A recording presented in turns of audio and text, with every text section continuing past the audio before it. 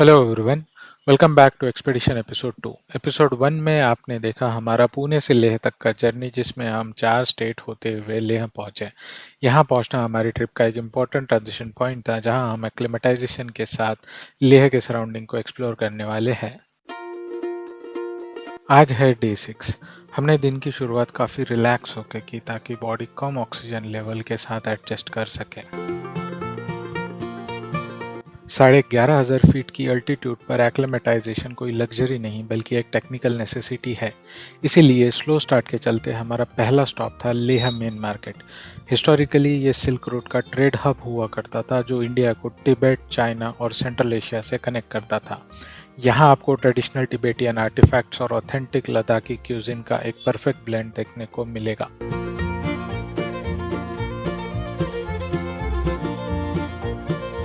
Market से ऊंचाई की तरफ बढ़ते हुए हम पहुंचे लेह पैलेस, जो 17th सेंचुरी का एक आर्किटेक्चरल लैंडमार्क है। इसे किंग सेंगे नामग्याल ने बनवाया था और ये मेडिइवल तिबेटियन आर्किटेक्चर का एक बेहतरीन मास्टरपीस है। इस 9 स्टोरी बिल्डिंग का लेआउट काफ़ी इंटरेस्टिंग है। निचले मंजिलों में मेनली स्टोरेज, टेबल और सर्वेंट क्वार्टर्स के लिए होती थी। जैसे जैसे आप ऊपर जाएंगे, वहाँ रॉयल फैमिली के रूम्स, रिसेप्शन हॉल्स और टेम्पल श्राइन्स मिलेंगे। ये पूरी स्ट्रक्चर वहाँ पाए जाने वाले लोकल मटेरियल्स जैसे पत्थर, मिट्टी की ब्रेक्स और लकड़ी से बनी है।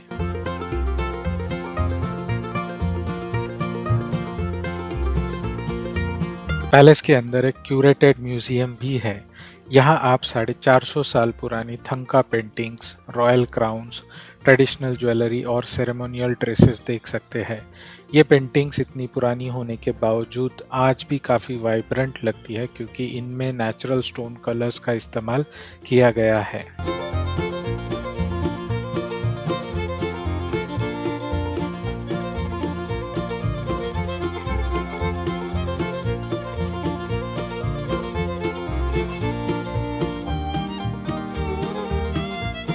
आज ये palace archaeological survey of India के अंडर एक प्रोटेक्टेड मॉन्यूमेंट है, जो इसकी हेरिटेज को प्रिजर्व कर रहे हैं।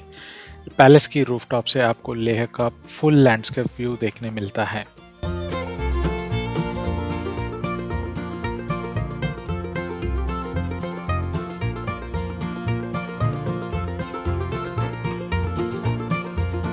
लेह पैलेस के ठीक ऊपर तिसोमो हिल है, जहां नामग्याल तिसोमो मॉनेस्ट्री और ओल्ड कैसल के रूइंस मौजूद है। इसे विक्ट्री पीक भी कहा जाता है।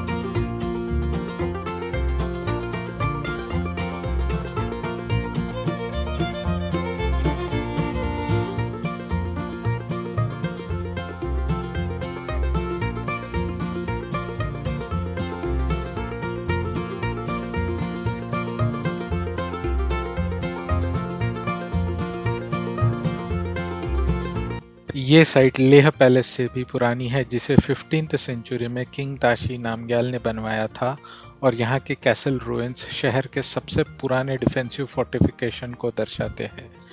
यहाँ की मॉनेस्ट्री अपने 3 मंजिल ऊंचे gold face Maitreya Buddha statue के लिए फेमस है। ये स्पॉट काफ़ी ऊंचाई पर होने के कारण यहाँ से लेह का पूरा लैंडस्केप व्यू को साफ देखा जा सकता है।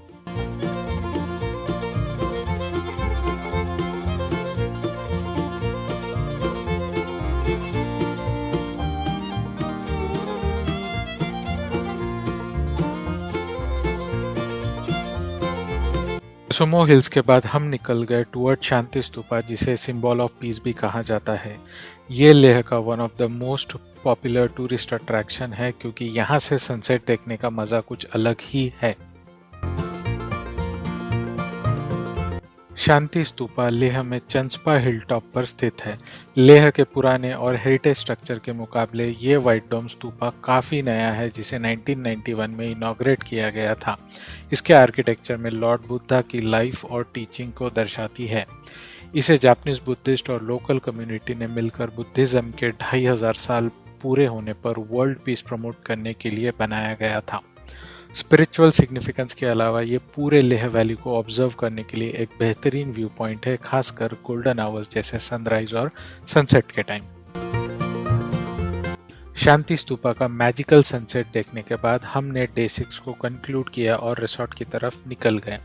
रिमेंबर, बॉडी एक्लेमेटाइजेशन प्रोसेस अभी भी शुरू थी, जिसके लिए प्रॉपर रेस्ट लेना बहुत ज़रूरी है।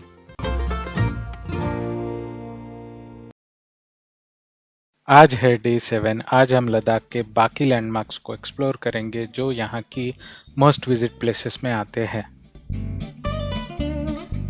हमारा पहला स्टॉप था हॉल ऑफ फेम। ये सिर्फ एक म्यूजियम नहीं बल्कि इंडियन आर्मी द्वारा बनाया गया एक ट्रिब्यूट है उन शहीद जवानों के लिए जिन्होंने इंडो पाक वॉर में देश के लिए अपना बलिदान दिया था। यहाँ ओपी विजय गैलरी में 1999 कारगिल वॉर के कैप्चर्ड वेपन्स और बैटल मैप देखने मिलते हैं। मार्टर्स गैलरी में सोल्जर के पर्सनल लेटर और उनकी फोटोग्राफ्स देखकर आप भावुक हो जाओगे। यहाँ कारगिल वॉर इंफॉर्मेशन का ब्रीफिंग टूरिस्ट को दिया जाता है। जे पुकार के योगेंद्र सिंह 17 गोली लगने के बाद यहाँ से जीवित वापस आए थे, अभी भी जीवित है।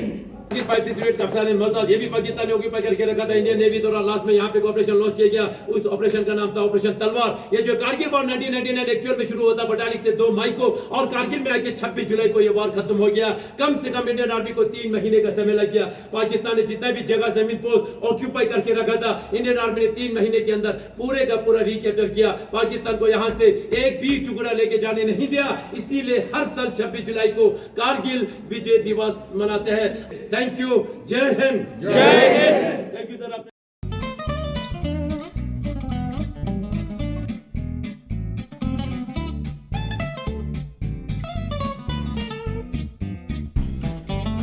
हॉल ऑफ फेम से आगे बढ़ते हुए हम पहुंचे मैग्नेटिक हिल। ये वाले एरिया को ग्रेविटी हिल भी कहा जाता है।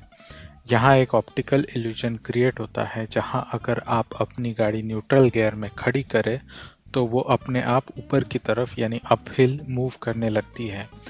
ये काफ़ी इंटरेस्टिंग एक्सपीरियंस है और हर ट्रैवलर के लिए यहाँ रुकना एक ट्रेडिशन बन चुका है।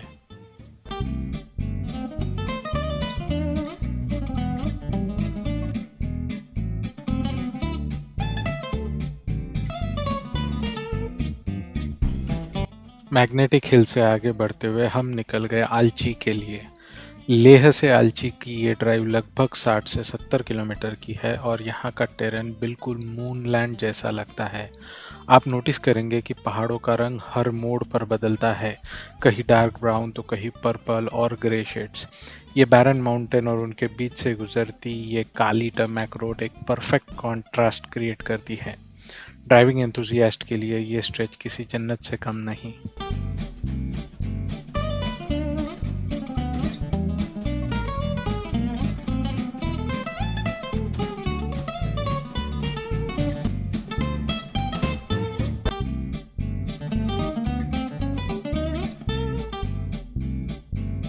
ये रास्ता अलची मोनेस्ट्री की तरफ जाता है। लद्दाख की बाकी मोनेस्ट्री के मुकाबले अलची थोड़ी अलग है क्योंकि ये पहाड़ की चोटी पर नहीं बल्कि प्लेन ग्राउंड पर स्थित है।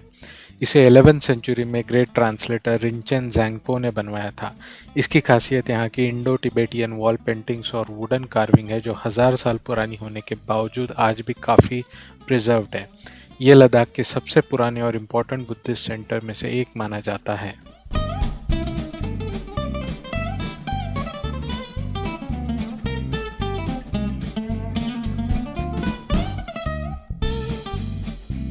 लेह श्रीनगर हाईवे पर ट्रैवल करते वक्त आपको ये यूनिक डोम शेप स्ट्रक्चर दिखाई देंगे जिन्हें लोकल लैंग्वेज में स्तूपा या चॉर्टन्स कहा जाता है। ये स्ट्रक्चर्स नेचर के 5 एलिमेंट को दर्शाते हैं। अलची से लौटते वक्त हम रुके संगम पॉइंट पर जहां 2 महान नदियों का संगम होता है, इंडस और ज़ंस्कार। यहां आप दोनों नदियों के पानी का अलग रंग साफ देख सकते हैं। इमरलैंड ग्रीन इंडस और थोड़ी ब्राउनिश ज़ंस्कार का ये कन्फ्लुएंस देखने लायक होता है।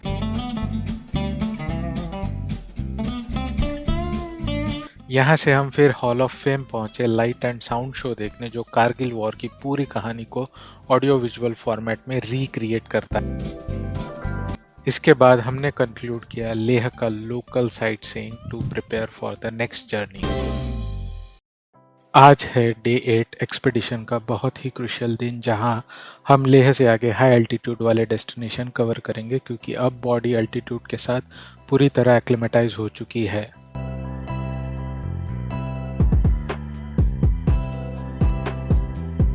आज का हमारा डेस्टिनेशन था हंडर वाया खारदुंगला। खारदुंगला की चढ़ाई शुरू करने से पहले हमने सोचा थोड़ा टाइम लेह के आसपास स्थित आइकॉनिक मॉनेस्ट्री में एक्सप्लोर किया जाए। इंडस रिवर के किनारे बसी ये मॉनेस्ट्रीज ना सिर्फ आर्किटेक्चर बल्कि लद्दाख की हजारों साल पुरानी बुद्धिस्ट लीगेसी के लिए जानी जाती है। इसीलिए रिसोर्ट से निकलते ही हमारा पहला स्टॉप था थिक्से मॉनेस्ट्री, जो 15th सेंचुरी में बनी थी और ये one of the oldest monastery in Leh है। इस मॉनेस्ट्री को अक्सर मिनी पटोला कहा जाता है क्योंकि इसका आर्किटेक्चर ल्हासा के पटोला पैलेस से काफी मिलता जुलता है। मॉनेस्ट्री में एंटर करते ही आपको ये प्रेयर व्हील्स देखने मिलेंगे, जिसे लोकल लैंग्वेज में मनी खरलो कहा जाता है। इसे हमेशा क्लॉकवाइज डायरेक्शन में रोटेट किया जाता है और इसे घुमाते वक्त लोग अक्सर ओम मनी पद में हम का जाप करते हैं।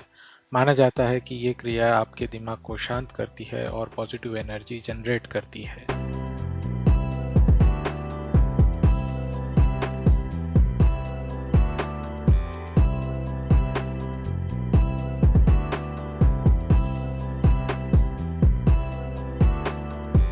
ये एक 12 स्टोरी स्ट्रक्चर है जो पहाड़ की ढलान पर बनी है।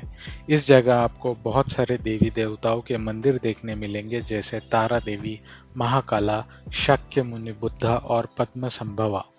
यहाँ की सबसे बड़ी खासियत है मैत्रेय बुद्धा का 49 फीट ऊंचा स्टैचू, जो 2 मंजिलों तक फैला है। यहाँ की शांति और स्पिरिचुअल एनर्जी आपको आगे के मुश्किल रास्ते के लिए मेंटली प्रिपेयर कर देती है।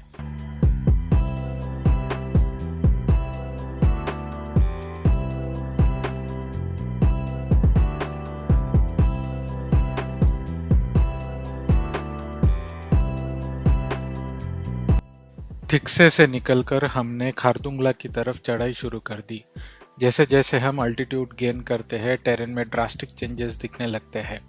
खारदुंगला की चढ़ाई सिर्फ एक ड्राइव नहीं बल्कि एक एंड्योरेंस टेस्ट है, गाड़ी के लिए भी और हमारे लिए भी। यहाँ थिन एयर में ऑक्सीजन कम होने की वजह से टर्बो चार्जर्स को एक्स्ट्रा मेहनत करनी पड़ती है और यहाँ एक्सेलरेशन से ज़्यादा स्टेडी टॉर्क की ज़रूरत पड़ती है, जिससे एक कांस्टेंट मोमेंटम मेंटेन कर सके।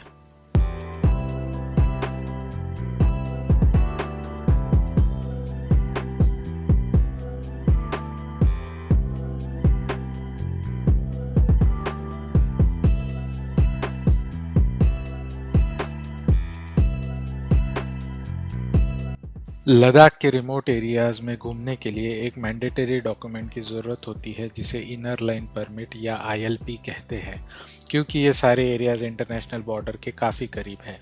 ये परमिट इंडियन सिटीजन्स के लिए इनर लाइन परमिट कहलाता है, जबकि फॉरेनर्स के लिए इसे प्रोटेक्टेड एरिया परमिट कहा जाता है।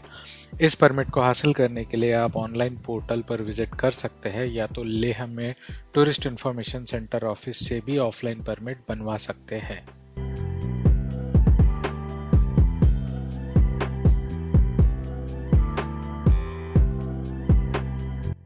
अब हम अप्रोच कर रहे हैं खारदुंगला, जो लगभग 18,000 फीट की ऊंचाई पर स्थित है।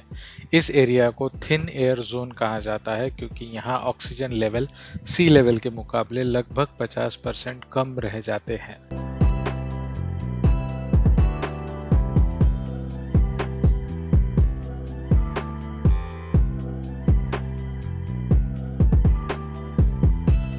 यहाँ कुछ स्ट्रिक्ट रूल्स है जो हर ट्रैवलर को फॉलो करने चाहिए। सबसे पहला, टाइम रेस्ट्रिक्शन। माना जाता है कि यहाँ 20 से 25 मिनट से ज़्यादा नहीं रुकना चाहिए क्योंकि ऑक्सीजन डेप्रिवेशन या अक्यूट माउंटेन सिकनेस का खतरा बहुत बढ़ जाता है। यहाँ सांस लेने में थोड़ा तकलीफ होना नॉर्मल है, इसीलिए फिजिकल एक्सर्शन से बचें और खुद को हाइड्रेटेड रखें। जब आप यहाँ पहुँचते हैं तो वो खारदुंगला टॉप का साइन बोर्ड देखकर जो एक सेंस ऑफ अचीवमेंट मिलता है, उसका एक अलग ही एक्सपीरियंस है। यहाँ कुछ फोटोज खींचकर हमने अपना डिसेंट जर्नी स्टार्ट किया।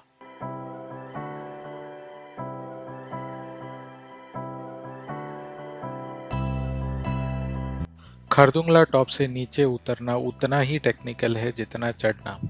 टॉप से नॉर्थ कुल्लू तक का रास्ता अक्सर कच्चा होता है, जहां पिघलती हुई बर्फ और कीचड़ ड्राइविंग को चैलेंजिंग बना देती है। नीचे उतरते वक्त इंजन ब्रेकिंग का यूज करें ताकि ब्रेक्स ओवरहीट ना हो। जैसे जैसे अल्टीट्यूड कम होती है ऑक्सीजन लेवल नॉर्मल होने लगते हैं और टेरेन धीरे धीरे बदलने लगता है।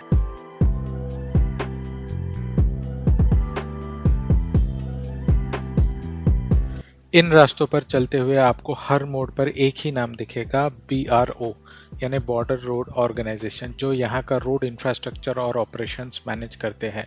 इनके लगाए हुए विटी साइन बोर्ड्स जैसे don't be a gama in the land of lama आपके सफ़र को थोड़ा लाइट हार्टेड बना देते हैं। खारदुंगला से दिस्कित तक का ये रास्ता प्रोजेक्ट हिमांक के अंडर आता है, जिसे माउंटेन टेमर्स भी कहते हैं।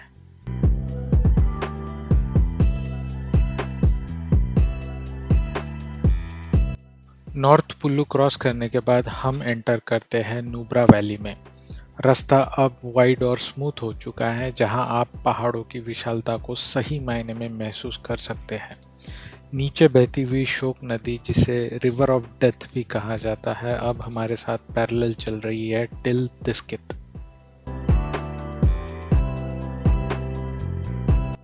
नुब्रा वैली में एंटर करते ही हम पहुंचे दिस्कित मॉनेस्ट्री, जो इस रीजन की सबसे पुरानी और बड़ी मॉनेस्ट्री है, जिसे 14th सेंचुरी में बनाया गया था। यहाँ की सबसे बड़ी अट्रैक्शन है 106 फीट ऊंचा मैग्निफिसेंट मैत्रेय बुद्धा का स्टैच्यू, जिसे 2010 में दलाई लामा ने कॉन्सिक्रेट किया था। बुद्धा स्टैच्यू के फेस पर जो डिवाइन काम और सेरेनिटी है, वो आपको बहुत आकर्षित करती है।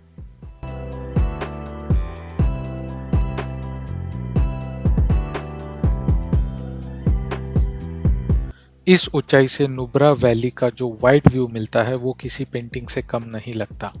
ये स्टैच्यू शोक रिवर की तरफ फेस करता है और माना जाता है कि ये इस वैली की प्रोटेक्शन और वर्ल्ड पीस का सिंबल है।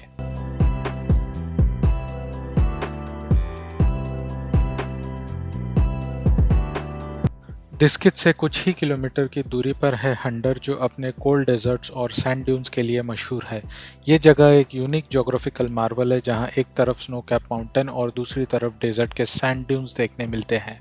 हिस्टोरिकली हंडर सिल्क रोड का एक इम्पोर्टेंट स्टॉप ओवर था। यहाँ आपको बैक्ट्रियन कैमल्स या डबल हम्प कैमल देखने मिलेंगे, जो सेंट्रल एशिया से यहाँ आए थे। इन सैंड ड्यून्स पर सनसेट देखने का एक बहुत ही रिलैक्सिंग एक्सपीरियंस है, जो दिन भर की थकान को मिटा देता है। हंडर में हमने हमारा डे ट्रैवल को कंक्लूड किया।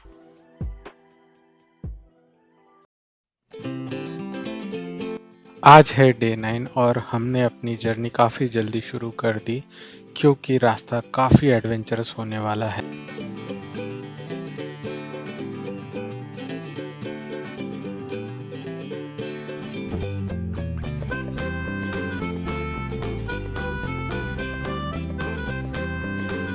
दिन की शुरुआत हो रही है हंडर के हसीन नज़ारों के साथ, जो नुब्रा वैली का एक फेमस कोल्ड डेजर्ट है और अपने सैंड ड्यून्स के लिए जाना जाता है। ऐसा नज़ारा आपको शायद ही कहीं देखने मिले, जहां बर्फ से ढकी चट्टानों के बीच एक डेजर्ट मौजूद है।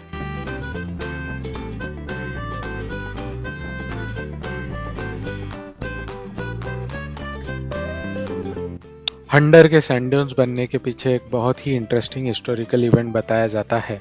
कहा जाता है यहाँ एक खोमडम लेक हुआ करती थी, जो 1929 में फटने से एक बहुत भयानक बाढ़ आई थी, जिससे यहाँ का घना सीबक थॉर्न का जंगल बह गया और पूरा रिवर बेड एक्सपोज हो गया। उसके बाद तेज हवाओं की वजह से सैंड ड्यून्स का फॉर्मेशन बढ़ गया, जो आज हमें यहाँ दिखती है। ये ड्यून स्टैटिक नहीं बल्कि माइग्रेटरी है, यानी हवा के रुख के साथ अपनी जगह बदलते हैं और नए शेप लेते हैं, जो इनकी एग्जिस्टेंस का सबसे फैसिनेटिंग एस्पेक्ट है।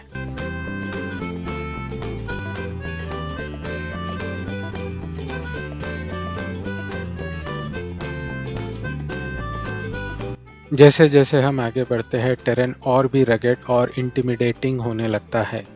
इस रास्ते की सबसे बड़ी चुनौती है यहाँ का नाला क्रॉसिंग और ब्रोकन ब्रिजेस। पिघलती हुई बर्फ़ की वजह से नदियों का फ्लो और भी तेज़ हो जाता है। कई जगह हमें बर्फ़ के ठंडे पानी के वाटर क्रॉसिंग से गुजरना पड़ा, जहाँ हमारी हेक्सा की हाई ग्राउंड क्लियरेंस का एडवांटेज मिला। यहाँ के ब्रिजेस और बीआरओ की मेहनत देखकर गर्व होता है कि इतने रिमोट एरिया में भी कनेक्टिविटी मेंटेन्ड है।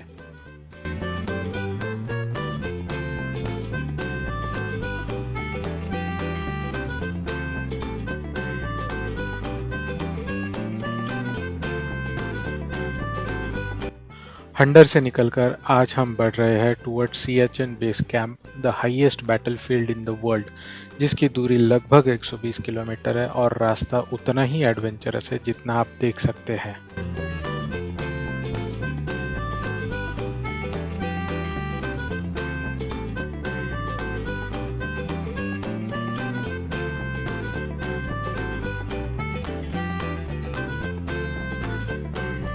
अब हम पहुंच चुके हैं सियाचिन बेस कैंप, जो 12,000 फीट की ऊंचाई पर स्थित है। ये यहाँ का लास्ट पॉइंट है जहाँ से सिविलियन एंट्री बंद हो जाती है। ये दुनिया का हाईएस्ट एंड कोल्डेस्ट बैटलफील्ड है, जहाँ हमारे जवान -50 डिग्री तक के टेम्परेचर में देश की हिफाजत करते हैं।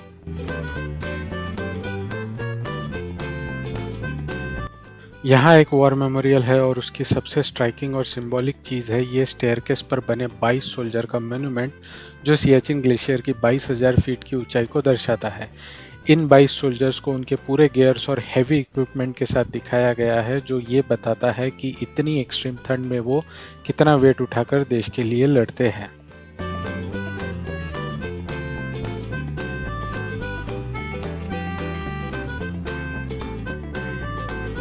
इसके बिल्कुल पास ही ओपी बाबा श्राइन है, जो जवानों के लिए एक बहुत ही पवित्र जगह है।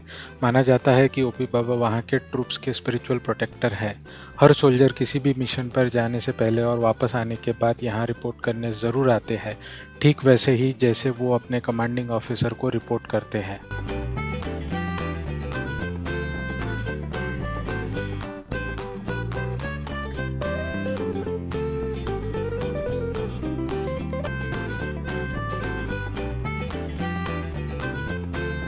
बेस कैंप से वापस आते वक्त रास्ता काफ़ी सीनिक है। एक तरफ काराकोरम रेंज के विशाल पहाड़ है और साथ साथ बहती नुब्रा और शोक नदियाँ, जो इस डेजर्ट लैंडस्केप में एक अनोखी जान फूंक देती है।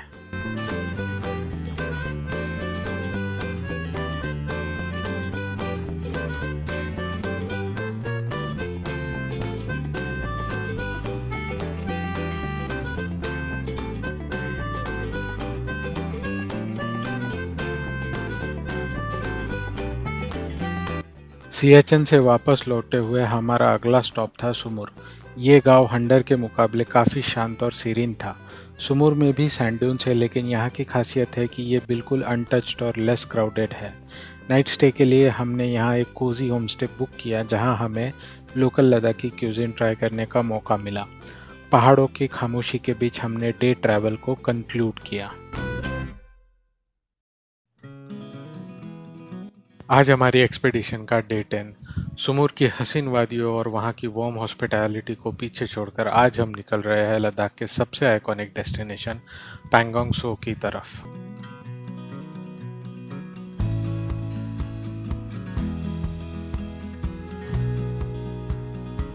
सुमुर से अगम की तरफ बढ़ते हुए रास्ता सही मायने में वाइल्ड होने लगता है। ये स्ट्रेच ड्राइविंग के लिए काफ़ी डिमांडिंग है, क्योंकि यहाँ का टेरेन बहुत रॉ और अनप्रेडिक्टेबल है।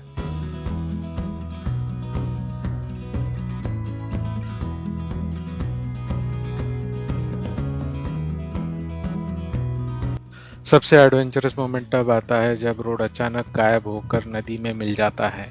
कई जगह रास्ता और बहती हुई नदी एक हो जाते हैं और आपको अपनी गाड़ी सीधा पानी और पत्थरों के बीच से निकालनी पड़ती है।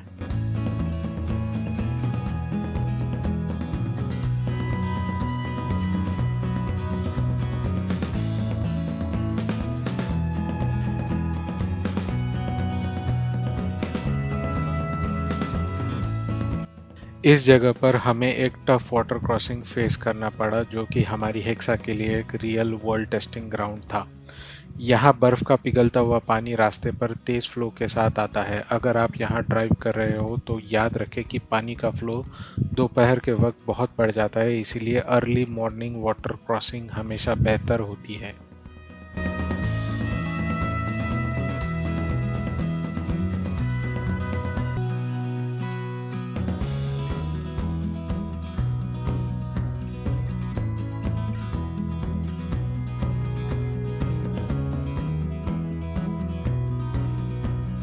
शोक वैली में आपको बहुत सारे डिसअपियरिंग रोड्स देखने मिलेंगे, जहां रास्ता ढूंढना नहीं बल्कि बनाना पड़ता है।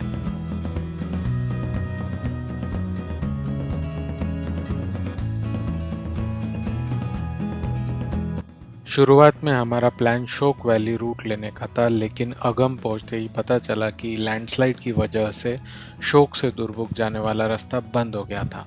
इसीलिए हमने सख्ती होते हुए थोड़ा लंबा मगर बेहद खूबसूरत रास्ता एक्सप्लोर किया।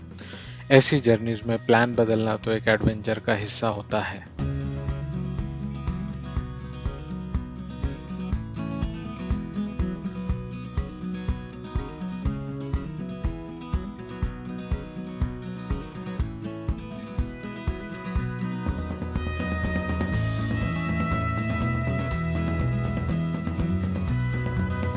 सुमुर से निकलकर अगम, शक्ति और तोल्स तक का यह डायवर्जन एक अनएक्सपेक्टेड सरप्राइज था।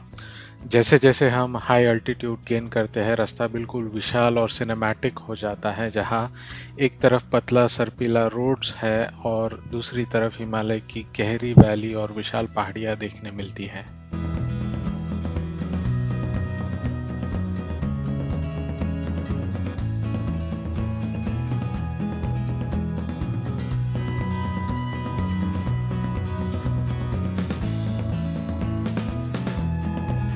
अब वक्त था इस सफ़र के एक बड़े माइलस्टोन का, जो था चांगला पास, जो लगभग 17,500 फीट की ऊंचाई पर स्थित है। इसे दुनिया के सबसे ऊंचे मोटरेबल पासेस में गिना जाता है, जहां का रास्ता काफ़ी स्टीप है और अक्सर यहां बर्फ की एक पतली चादर दिखाई देती है।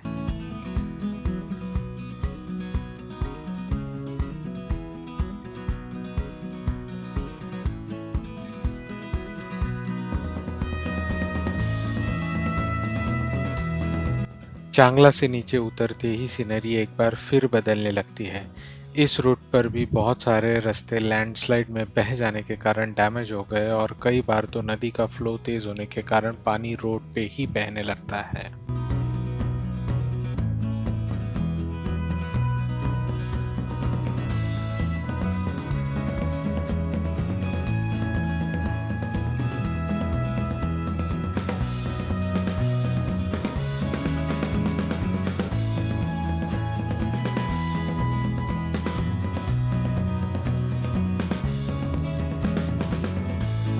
दुर्बुक और तंगस्ते होते हुए हम पहुंचे पैंगोंग।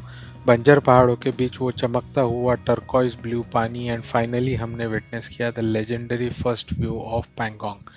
हमने डिसाइड किया कि मेरक में पैंगोंग के किनारे नाइट स्टे लेंगे, जो यहाँ का एक छोटा सा बॉर्डर विलेज है।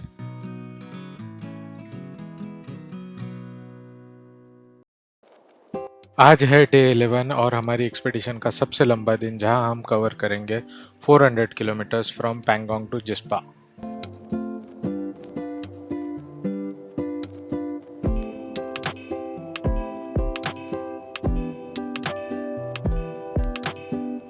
सुबह के 6 बज रहे हैं और हम हैं मेरक में पैंगोंग के किनारे, जहां ठंडी हवाओं के बीच टेम्परेचर ऑलमोस्ट 0 डिग्री के आसपास है। लेकिन इस ठंड के बीच जो सुकून है वो लाजवाब है। लेक बिल्कुल शांत है, कोई शोर नहीं, सिर्फ पानी की हल्की लहरें और सामने हिमालय का विशाल व्यू।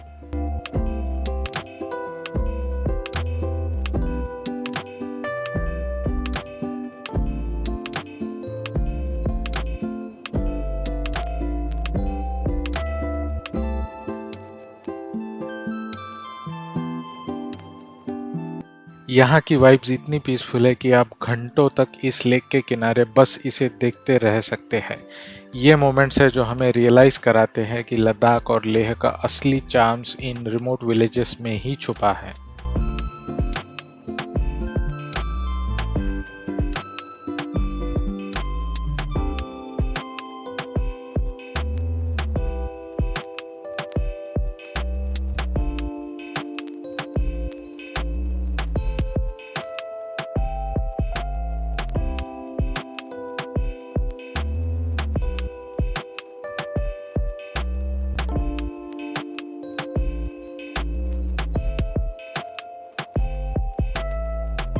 फिर हमने विजिट किया यहाँ का एक proud monument, the statue of Chhatrapati Shivaji Maharaj. 14,000 feet की ऊंचाई पर बॉर्डर के इतने करीब महाराज का ये स्टैचू देखना हमारी इस एक्सपीडिशन का सबसे यादगार पल था। ये स्टैचू हमारी इंडियन आर्मी, खासकर मराठा लाइट इन्फेंट्री के जवानों के लिए एक मोटिवेशन का सोर्स है।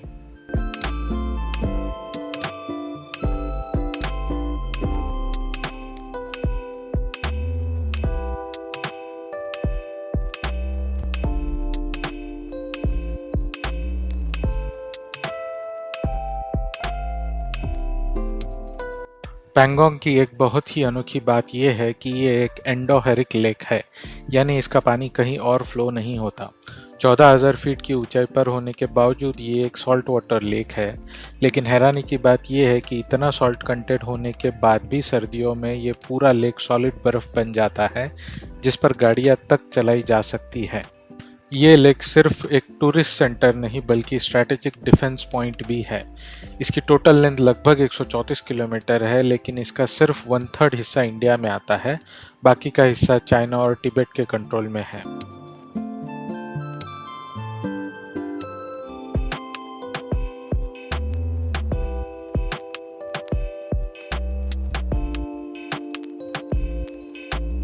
पैंगोंग की सबसे बड़ी मिस्ट्री है इसका एवर चेंजिंग कलर पैलेट। एक ही दिन में ये लेक आपको नीले रंग के हर एक शेड्स दिखा देगी, कभी स्काई ब्लू, कभी टर्कॉइज, और शाम होते होते ये डीप इंडिगो या इंक ब्लू में बदल जाती है। इसके पीछे 3 रीजन कहे जाते हैं: angle of sunlight, crystal clear water and variable depth of the lake.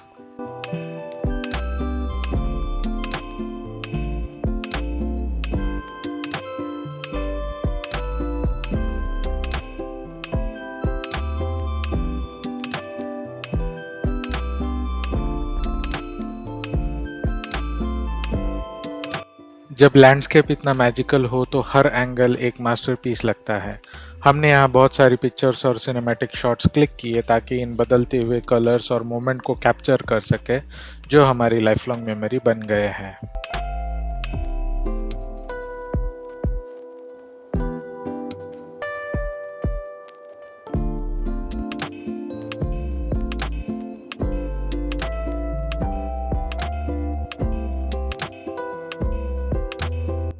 अब वक्त है मेरे को अलविदा कहने का और जिस्पा की तरफ बढ़ने का। आज का रास्ता नॉर्मल रोड जैसा नहीं है, जहां हम लेक के बिल्कुल किनारे किनारे ड्राइव कर रहे हैं टुवर्ड्स चुशुल, नायोमा और पांग होते हुए हम लेह मनाली हाईवे को कनेक्ट करेंगे।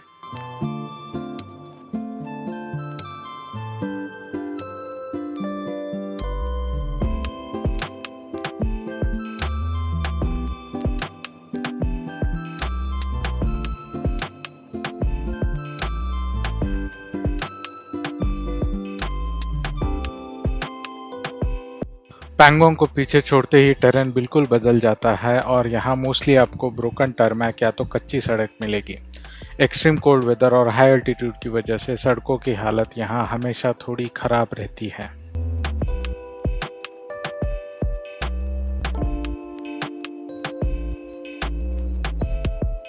इस रूट पर आप रेजांगला वॉर मेमोरियल विजिट कर सकते हैं, जो चुशुल और नायोमा के बीच पड़ता है। ये वो जगह है जहां 1962 में मेजर शैतान सिंह और उनके 113 बहादुर जवानों ने लास्ट मैन लास्ट राउंड तक लड़कर हजारों दुश्मनों का मुकाबला किया था। ये वॉर मेमोरियल उन वीर जवानों की याद और ऑनर में बनाया गया है।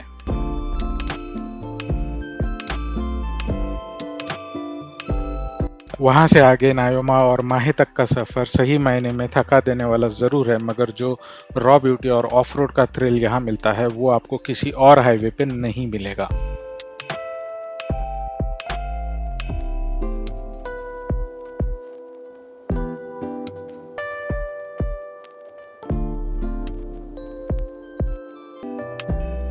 नायोमा क्रॉस करते हुए हम पहुंचे पुगा वैली, जो एरिया अपने जियोथर्मल हॉट स्प्रिंग्स के लिए जाना जाता है। यहाँ का लैंडस्केप बिल्कुल किसी दूसरे प्लेनेट जैसा लगता है और यहीं से हम कनेक्ट करते हैं टू लेह मनाली हाईवे, जो लद्दाख रीजन का one of the most busiest highway है for both tourist and transport.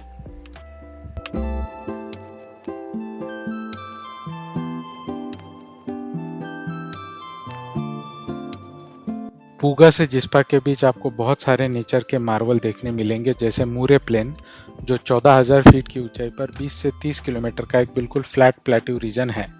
Lachung La पास जो 16,600 फीट हाइट पर है, जहां आपको बहुत थिन एयर मिलेगी, सेम एज खारदुंगला एंड चांगला पास।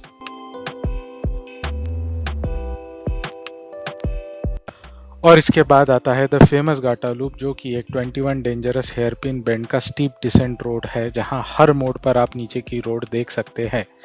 यहाँ इंजन ब्रेकिंग और गियर कोऑर्डिनेशन के साथ आपको बहुत केयरफुली ड्राइव करना पड़ता है।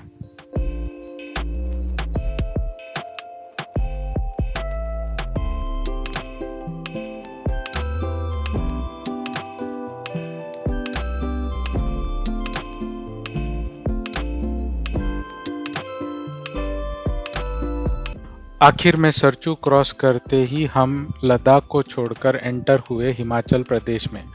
फाइनली कई घंटों की नॉनस्टॉप ड्राइविंग के बाद, कई पासेस को क्रॉस करने के बाद और डिफरेंट टेरेन फेस करके हम फाइनली पहुंचे जिस्पा, जहां हमने डे ट्रैवल को कंक्लूड किया।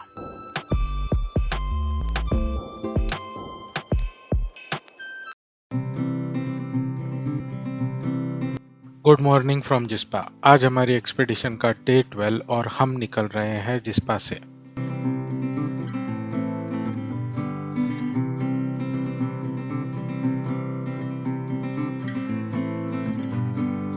बाहर ठंड अभी भी वैसी ही है, लेकिन एक एहसास है कि आज हम इन ऊंचे पहाड़ों को पीछे छोड़ने वाले हैं।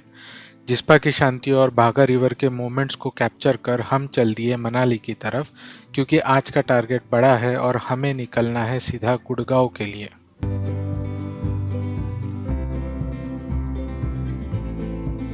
जैसे जैसे हम जिस्पा से आगे बढ़ते हैं, टेरेन में एक मैजिकल बदलाव दिखता है। लद्दाख का वो बैरन लैंडस्केप और सूखे पहाड़ अब धीरे धीरे हिमालय की ग्रीनरी में बदल रहे हैं, और ये शार्प कॉन्ट्रास्ट चेंज को विटनेस करना एक अलग ही एक्सपीरियंस है।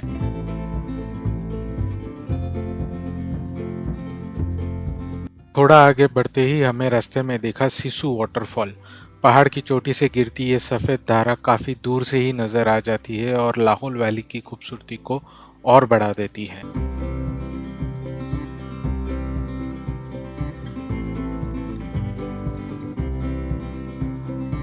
उसके बाद आता है अटल टनल। 9 किलोमीटर लंबी यह टनल रोहतांग पास के घंटों के रास्ते को मिनटों में बदल देती है। टनल से एग्जिट करते ही लैंडस्केप एकदम से चेंज हो जाता है।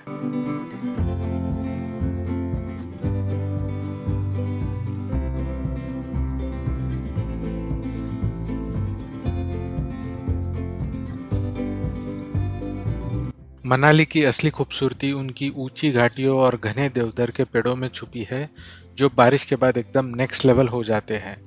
जब पहाड़ों के बीच से बादल नीचे उतरते हैं तो एहसास होता है कि क्यों इसे वैली ऑफ गॉड्स कहा जाता है। यहाँ हर मोड़ पर एक नया और सुकून भरा नज़ारा आपको देखने मिलेगा।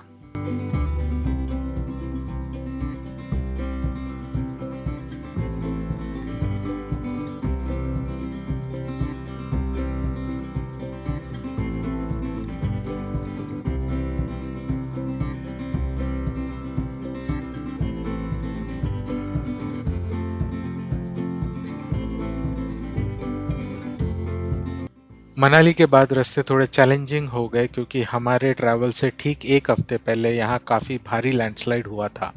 ब्यास नदी का रौद्र रूप और रास्ते पर बिखरा मलबा देखकर आप अंदाज़ा लगा सकते हैं। कई जगह रोड पूरी तरह बह गई थी और बीआरओ की टीम दिन रात इसे ठीक करने में लगी थी। हमने बिना किसी रुकावट मनाली को क्रॉस किया और पहाड़ों को छोड़ हम बढ़ चले प्लेन रास्तों की तरफ।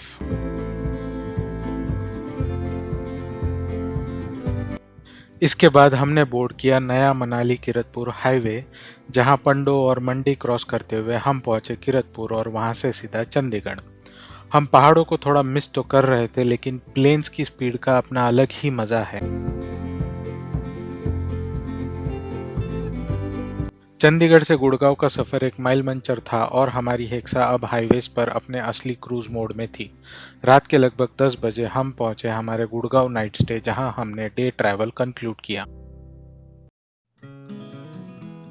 आज हमारी एक्सपेडिशन का डे 13 एंड 14 है।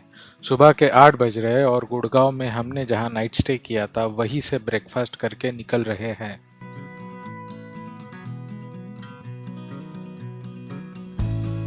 आज का रास्ता स्पेशल है क्योंकि हम फाइनली एक्सपीरियंस करने वाले हैं नया दिल्ली मुंबई एक्सप्रेसवे, जिसका कंस्ट्रक्शन अभी तक पूरा कंप्लीट नहीं हुआ है।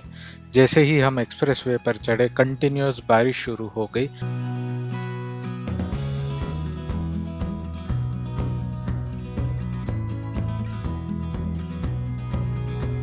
हरियाणा के बाद हम एंटर हुए राजस्थान में, जहां एक्सप्रेसवे के कुछ सेक्शन अभी भी बन रहे हैं, जिसकी वजह से हमें राजस्थान में एक्सप्रेसवे डीबोर्ड करके थोड़ा डिटूर लेना पड़ा।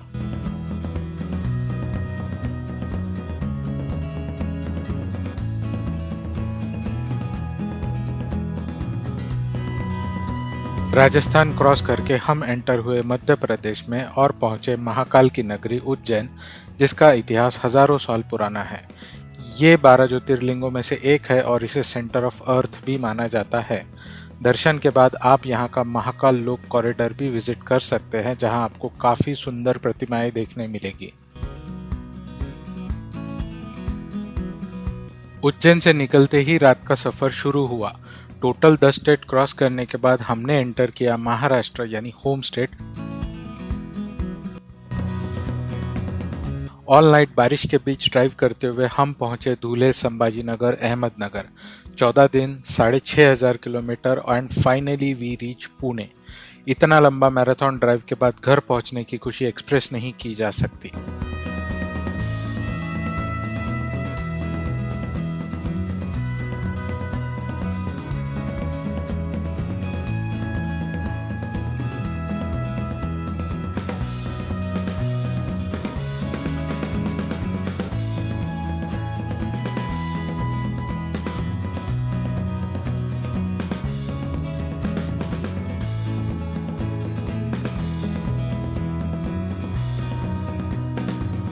And finally thanks to our trusted companion Hexa, जिसने हर मुश्किल टेरेन को स्टेबिलिटी और कंफर्ट के साथ टैकल किया और पूरे एक्सपेडिशन को मेमोरेबल ड्राइव में बदल दिया।